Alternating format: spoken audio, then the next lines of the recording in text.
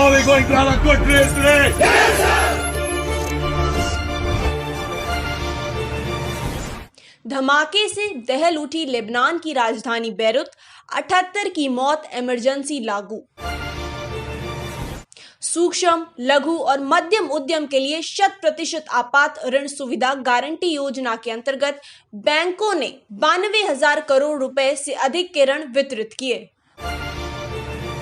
भारतीय रेल ने आर्थिक गतिविधियों को प्रोत्साहन देने के लिए अनलॉक 3 के दौरान माल भाड़ा नीति में संशोधन किए। लेह में कुश्क बाकुला रिनपोचे हवाई अड्डे की सुरक्षा आज से ही CISF को सौंप दी जाएगी। कोविड से स्वस्थ होने की दर बढ़कर 66.3% हुई। अब देखते हैं सभी खबरें विस्तार से।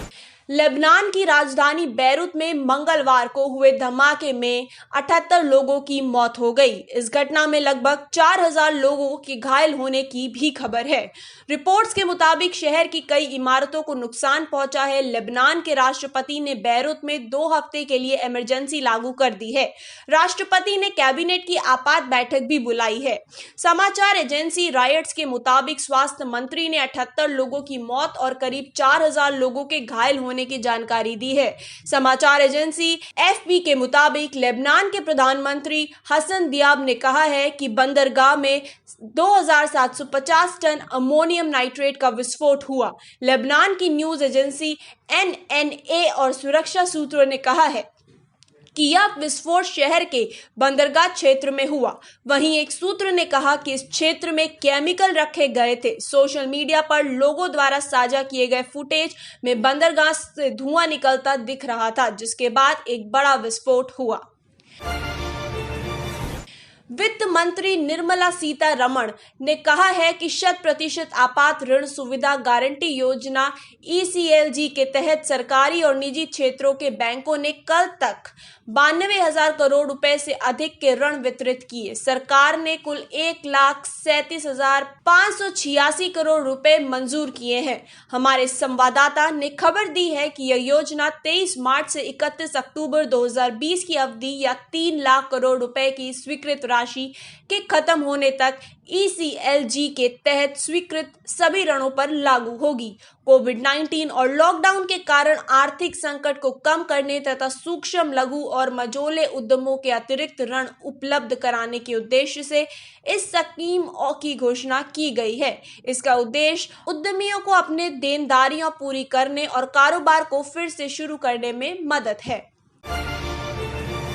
भारतीय रेलवे ने आर्थिक गतिविधियों को प्रोत्साहन देने के लिए अनलॉक 3 के दौरान माल भाड़ा नीति में और संशोधन कर दिया है।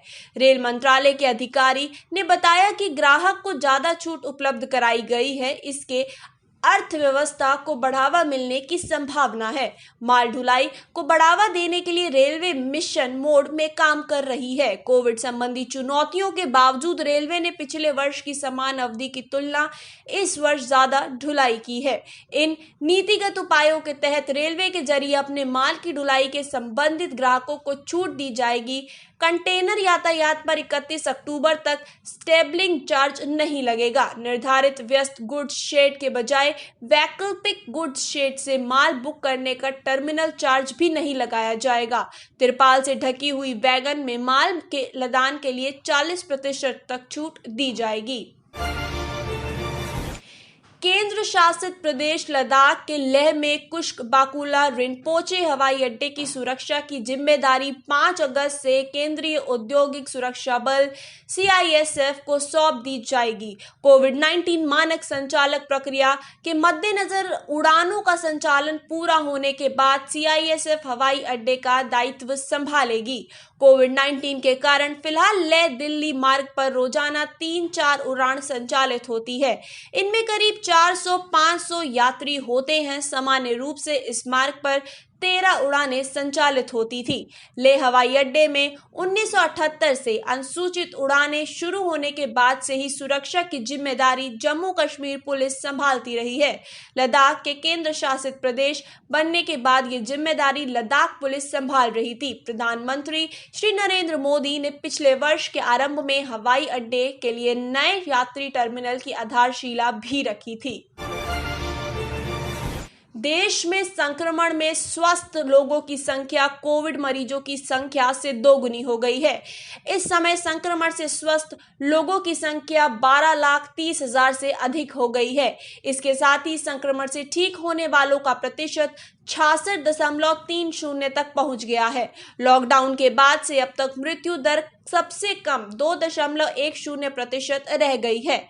स्वास्थ्य सचिव राजेश भूषण ने नई दिल्ली में संवाददाताओं को बताया कि मृत्यु दर निरंतर कम हो रही है। उन्होंने कहा कि अब तक 2 करोड़ से अधिक नमूनों की कोविड जांच हो चुकी है। पिछले 24 घंटों में 6,60,000 नमूनों की जांच की गई है। उन्होंने कहा कि कई राज्य RT-PCR और रैपिड एंटीजन टेस्ट के मामलों में अपनी जांच क्षमताओं में वृद्धि कर रहे हैं। 24 राज्यों और केंद्र शासित प्रदेशों में प्रत्येक 10 लाख की आबादी पर राष्ट्रीय औसत से अधिक नमूनों की जांच की जा रही है। स्वास्थ्य सचिव ने कहा कि भारत में कोविड-19 के कारण करीब 50% मृत्यु 60 और उससे अधिक उम्र के लोगों की हुई है। करीब 37% मृत्यु 45 से 60 वर्ष के आयु वर्ग के लोगों की हुई है। श्री भूषण ने बताया कि कोविड के कारण 68% मृत्यु पुरुषों की और 32% महिलाओं की हुई। स्वास्थ्य सचिव ने कहा कि देश में कोविड-19 संक्रमण की सकल दर 8.89% है। भारतीय आयुर्विज्ञान अनुसंधान परिषद ICMR के महानिदेशक डॉक्टर बलराम भार्गव ने बताया कि भारतीय सीरम संस्थान ऑक्सफोर्ड की वैक्सीन बना रहा है। संस्थान को मनुष्य पर दूसरे और तीसरे चरण के परीक्षण की अनुमति दी गई है। डॉक्टर भार्गव ने कहा कि ये परीक्षण 1 सप्ताह के अंदर 17 स्थानों पर शुरू हो रहा है। पूरे विश्व में कोरोना वायरस मामलों की तो विश्व भर में 1.8 करोड़ से ज्यादा हो चुके हैं कोरोना के मामले।